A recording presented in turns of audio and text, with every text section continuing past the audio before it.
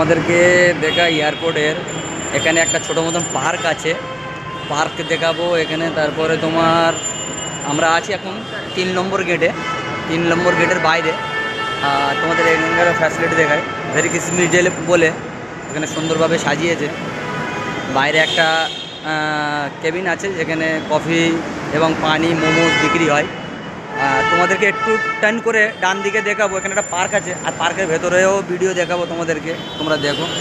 পার্কের নিচে বহুত বড় একটা গাড়ি পার্কিং আছে, যেটা অনেকজনে জানে না, যারা আসেনি তারা জানে না যে পার্কের নিচে বহুত বড় একটা গাড়ি পার্কিং আছে।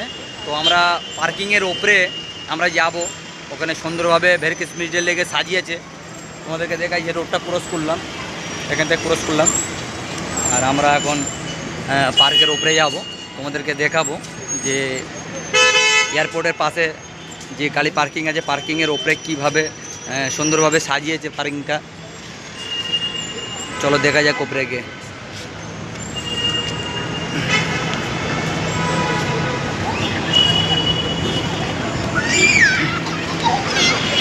দেখো পার্কিংটা সৌন্দর্য দেখো, এটা আমরা যার উপরে আছি এটা পুরোটাই পার্কিং এবং এটা গাড়ি উপরে পার্ক, নিচে গাড়ি পার্কিং।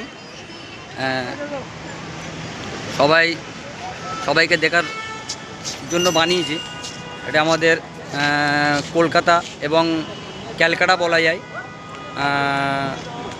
আমরা ক্যালকাটার যে দমদম এয়ারপোর্ট তার বাইরে দাঁড়িয়ে আছি, আমরা কাউকে পিক করতে এসেছি।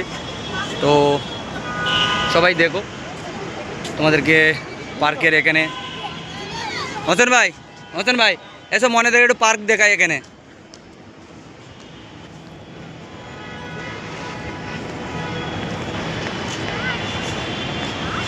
আমরা এর আগে এখানে এসেছিলাম, পুরো ফ্যামিলিকে নিয়ে এসেছিলাম, আমার ছোটো ভাইকে ড্রপ করব বলে। আমরা তখন বি এসেছিলাম, এখন বি এসেছি, আজকে একটা ভাইপোকে পিক করব। তো আমার এই ভিডিওটা যারা যারা দেখবে লাইক কমেন্ট করবে। সবাইকে বারবার এর লেগে বলা যে আমার বন্ধুরা যারা যারা আছে, যারা যারা আমার ভিডিও দেখতে পছন্দ করে, লাইক করবে, কমেন্ট করবে, আমি খুশি হব, আরও ভিডিও ছাড়বো। চেষ্টা করব যতটা ভালো কমেন্টে দিতে পারি। হতে পারে আমার বলা কিছু ভুল মিস্টেক হতে পারে, তো সেটাকে তোমরা অ্যাডজাস্ট করবে, কেন কি সবাই আমার বন্ধু হও এবং আমার চানেওয়ালা হও। তো আমি চেষ্টা করব যে আমার ভুলটা भी ঠিক হোক, আর তোমরা সেটাকে দেখো। পার্ক এখন খুব সুন্দরভাবে করেছে, এটা রাতে আছে বলে তাই অতটা বোঝা যায় না।